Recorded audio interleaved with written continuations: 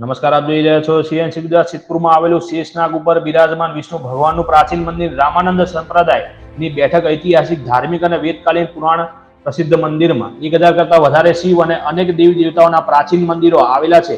આ નગરમાં માતૃગયા શ્રાદ્ધ વિધિ કરવા માટે લોકો ભારતના અને વિદેશથી અનેક દેશોમાંથી માતૃ શ્રાદ્ધ કરવા માટે આવે છે. સિદ્ધપુરમાં બિંદુ સરોવર ફાટક પાસે લક્ષ્મીનારાયણ શેષ થૈયાના ઉપર બિરાજમાન વિષ્ણુ ભગવાનનું પ્રાચીન મંદિર આવેલું છે. આ મંદિરની સ્થાપના 132 વર્ષ પૂર્વે પાલનપુરના રામજી મંદિરના મહંત જેઓ વેદાંત શ્રી 1008 શ્રી રઘુવાચાર્ય મહારાજ જેઓ ભારતભરની તીર્થયાત્રાએ નીકળ્યા હતા અને તેઓ વિષ્ણુ ભગવાનના અવતાર એવા કપિલ મુનિના જન્મસ્થાન બિંદુ સરોવરમાં સિદ્ધપુરમાં પધાર્યા. ત્યારે વર્ષો પૂર્વે આ જગ્યા વેરાન જંગલ હતું અને આ સ્થાનમાં કોઈ લક્ષ્મીનારાયણનું મંદિર ન હોવાને કારણે તેમને પ્રેરણા થઈ તેમને લક્ષ્મીનારાયણ અને કેરાલામાં આવેલા પદ્મનાભ સ્વામી પણ વિષ્ણુ ભગવાનના અવતાર છે. તેમની મૂર્તિયા પર બિરાજમાન છે. શેષ સૈયા વિષ્ણુ ભગવાન બિરાજમાન છે.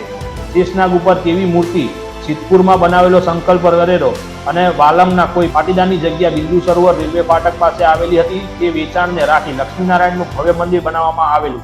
જે મંદિરની પ્રાણ પ્રતિષ્ઠા કરવા સિદ્ધપુરના વિદ્વાન બ્રાહ્મણો અને ભારતના દરેક તીર્થના બ્રાહ્મણો દ્વારા વેદોક્ત મંત્રોથી પ્રતિષ્ઠા કરવામાં આવી હતી.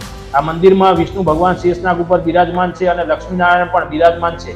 આ મૂર્તિ શ્યામ પથ્થરથી બનેલ છે, કાળા પથ્થરથી બનેલી છે અને દક્ષિણ ભારતના કર્ણાટક રાજ્યમાં બનાવવામાં આવેલી છે. આ મૂર્તિની પ્રતિષ્ઠા પ્રસંગે ભારતના વિવિધ પ્રાંતમાંથી સંતો મહંતો મહામંડલેશ્વર પધાર્યા હતા. આ શેષનાગ ઉપર બિરાજમાન વિષ્ણુ ભગવાન ગુજરાતમાં એકમાત્ર મંદિર સિદ્ધપુર મુકામે આવેલ છે.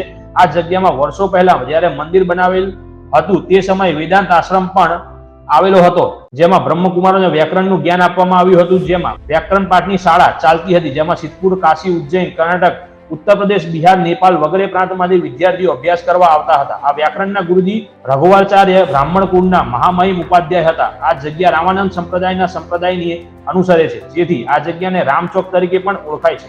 આ વ્યાકરણ પાઠશાળામાં વેદાંત કેસરી રઘુવાચાર્ય મહારાજ દ્વારા તેમને વ્યાકરણ શીખવાડવામાં આવતું હતું. આ પાઠશાળામાંથી વિવિધ આચાર્ય પદે આચાર્ય વિદ્વાન બ્રાહ્મણો તૈયાર કરવામાં આવ્યા છે. શ્રી રઘુવાચાર્ય મહારાજ દ્વારા ગુજરાતમાં 4 આશ્રમો બનાવ્યા છે. એક અમદાવાદમાં કૌશલેન્દ્ર મઠ, 2 પાલનપુરમાં રામજી મંદિર, 3 સુથારવાડી, ઊંઝા અને જુનાગઢ જિલ્લામાં અને સિદ્ધપુરમાં આવેલા વેદાંત આશ્રમ. તેમના અનુયાયી દ્વારા આ આશ્રમોમાં ગૌ સેવા, સંત સેવા, અતિથિ સેવા, કુલ લાઇબ્રેરી, અમદાવાદ કૌશલ્ય અથવા સંસ્કૃત પાઠશાળા પણ ચાલે છે. સિદ્ધપુરમાં આ જગ્યાને રામાનંદી વૈષ્ણવી સંપ્રદાયની હોવાને કારણે રામચોક તરીકે પણ ઓળખાય છે.